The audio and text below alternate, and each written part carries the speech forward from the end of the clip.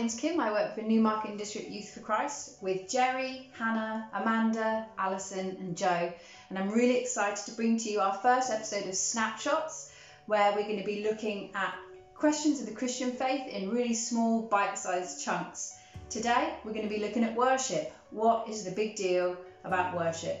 I became a Christian when I was 19 years old, and I remember being at our local church in a morning service, and people were singing, and there was a young lad, must have been about 18, on the row in front of me, and as we were singing he fell to his knees and he had his hands in the air and he had tears rolling down his cheeks. And I remember thinking, I just don't understand, what is he doing? Why is he on his knees? Why are his hands in the air?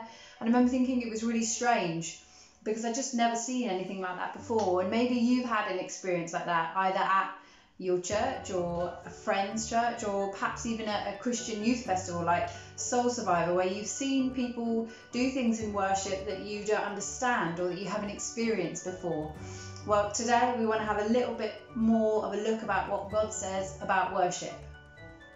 So music is something that actually affects all of us on an emotional level, and I think you'd all agree that it's something that can give us words when we don't have words of our own, and help us to express ourselves.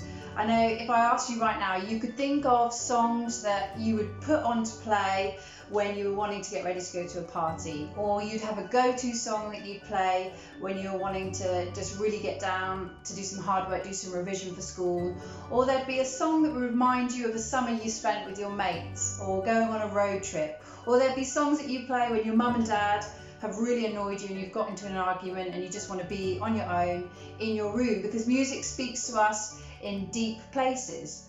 And what's really interesting is that actually the Bible says the same kind of thing, and that's where we're going to start in looking at why Christians worship and why it means so much to us. So the first place we're going to go is to the Bible. So don't switch off, because these aren't the boring bits. But if we want to know what God feels about worship, we're going to go to his word. And we're going to start in the Old Testament, which is the oldest part of the Bible. It's the first part, and it's the part that Jesus isn't in real life, and he's in the New Testament. So we're going to start in the Old Testament. There's some really, really old books in there. And we're going to go to a story about a teenager called David. He was probably 14, 15 at the time this took place. He was the youngest in his family. He had 7 brothers and probably sisters as well. He was a shepherd boy. And he was also a really great musician. He loved to play guitar, or the version of the guitar that was around 2,000 years before Jesus.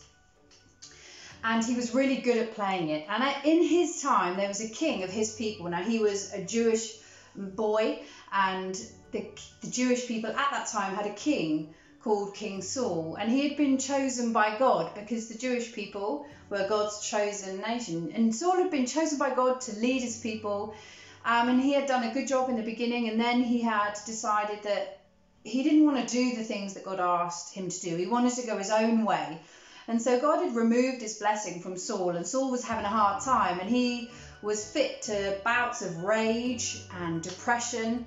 And actually the Bible just says that he was tormented. He was tormented, and his court advisors tried to help him. They said, you know what, you need a musician, because we all know that music can reach us in ways that other things can't. They said, you need a musician, Saul, we'll find you a musician. And so they scoured the land, and one of them said, you know, I know this guy called Jesse, who was David's dad, and he's got this kid who's a really good guitar player, and I think we should have him come to the palace. And so they get David from the hills where he's taking care of his dad's sheep, and they bring him to the palace, and David plays for Saul.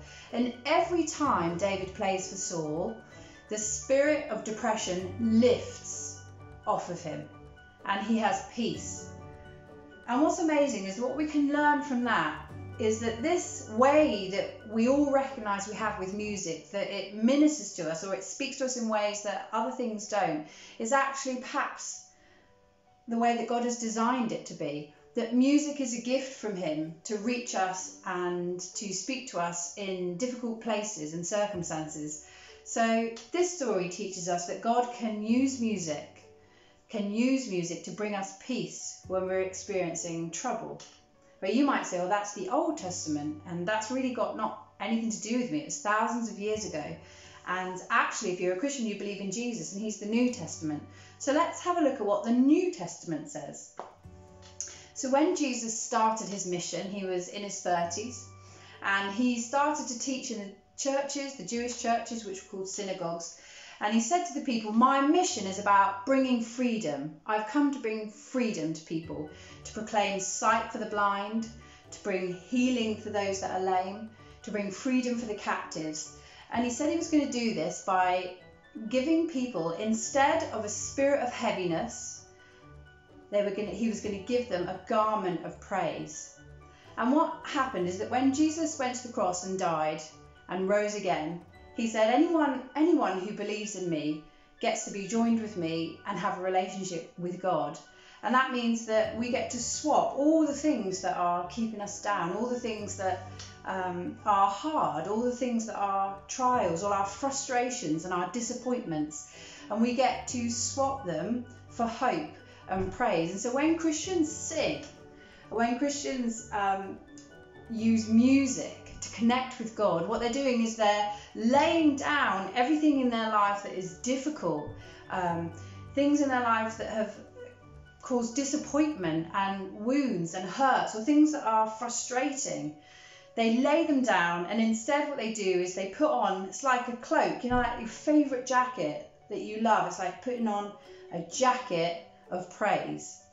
And so in worship, what happens is that we take our real life and we take the promises of God that are given to us in Jesus, and those two things come together and meet head on, and there's an exchange of all the difficult things for his goodness and his promise. And that is part of the reason why Christians are so absolutely mad on worship. There's a whole ton of worship out there on YouTube that you can access. So our challenge for you from this episode is to go out onto YouTube, to find some Christian music that you connect with, and pray and ask God that he would meet you in the middle of it. And I promise that when you do, you will know him in ways that you never expected. Worship is a gift from God to speak to us in places that other things can't. See you next time.